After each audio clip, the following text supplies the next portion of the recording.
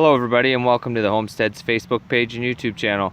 Today I wanted to share with you harvesting bush beans and preserving the seeds and the process that you're going to go through doing that.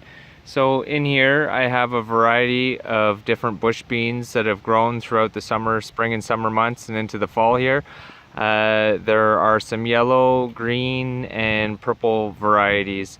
I found that the purple varieties have really produced the most, so I'm going to concentrate on preserving those beans perhaps more than the other ones, but anything that I can gather here will be useful. I've done some extensive videos on sorting your seeds and other varieties of vegetables preserving their seeds, and they all kind of follow along the same lines. But I figured since this was a different species that I could show you some helpful tips. Okay, so I grabbed the closest bucket I could find. Basically what you want to do is, like the other videos I shared with you yesterday and a few weeks ago regarding sweet peas, or not sweet peas, sorry, just edible peas, you're going to want to wait. I gave these about 6 weeks to almost 2 months, this batch. I have another patch over there that we continue to pick from, but we gave these guys a good long time to develop into seed. If you really want viable seeds, you don't want to wait until it's starting to get cold. You want to give them a few weeks to really produce a good set. So as I was mentioning, the purple variety here has really done well. You can see the yellow ones here, about half the production, and then the green beans are right along the same lines. So basically what you want to do is you want to see them, you want them to be faded, basically at least faded. Some of them, these ones you can see, these were yellows. So these ones have dried out completely on the stalk, and there's nothing wrong with that. But with the amount of rain this year and the amount of rain that's forecasted, including today, I figured I better get out here and get some more of these before they get rained on too much and turn moldy. So when you grab the bean, you're going to definitely feel that there's a bunch of seeds that are quite large inside the pod. When you pull them off the plant, they shouldn't have the same type of snap that they have when they're at the stage where you want to eat them or prepare them. Basically, they're going to pull off. They're going to feel a little bit spongy, and you should be able to see definition of the beans on the pod. Between each bean, there's going to be a section that is depressed as the pod itself has dried out and the beans have taken on, have become more mature. So when you're shelling them, you're going to want to be really careful. You don't want to puncture the sides, at least right now, and you can separate these very easily.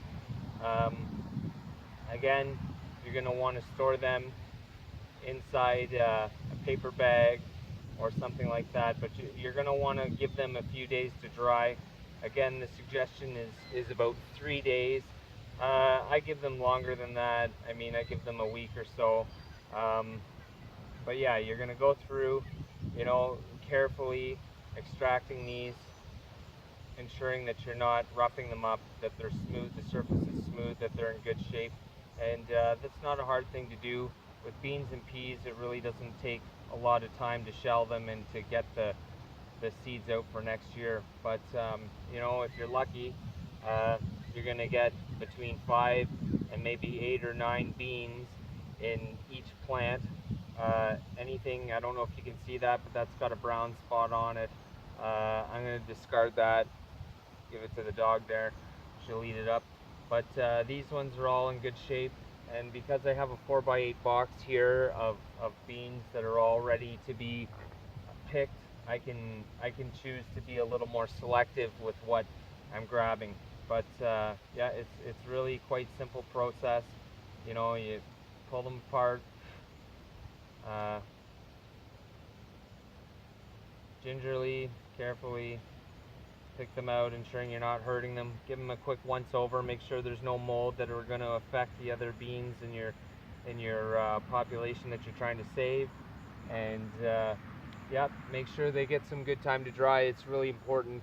If you don't allow them to dry out before you put them in an airtight container, which some of you out there are going to do, then you know, they're gonna die off on you, and you know, parasites can spread, diseases can spread throughout your whole batch, and ruin everything that you've worked so hard to preserve.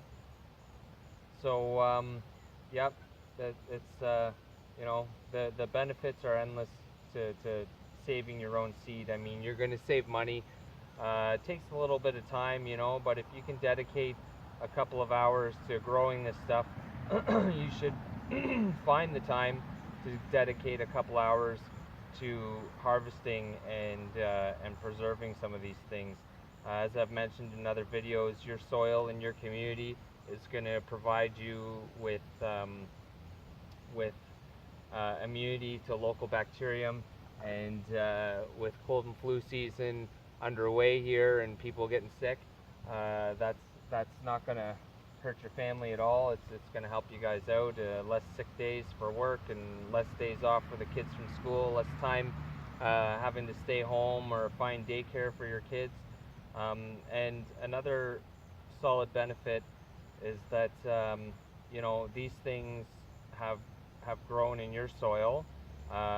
They've done well in your soil, and the next generation, there's no reason that the next generation shouldn't be able to do the exact same thing.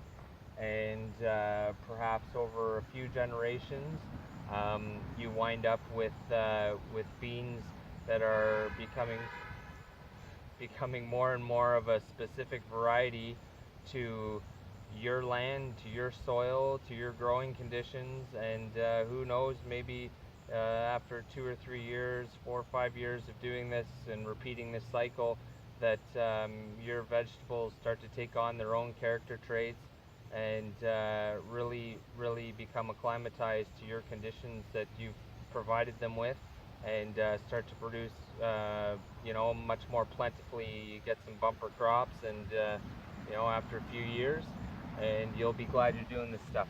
Anyways, that's it for today. Thanks for watching the video, as always.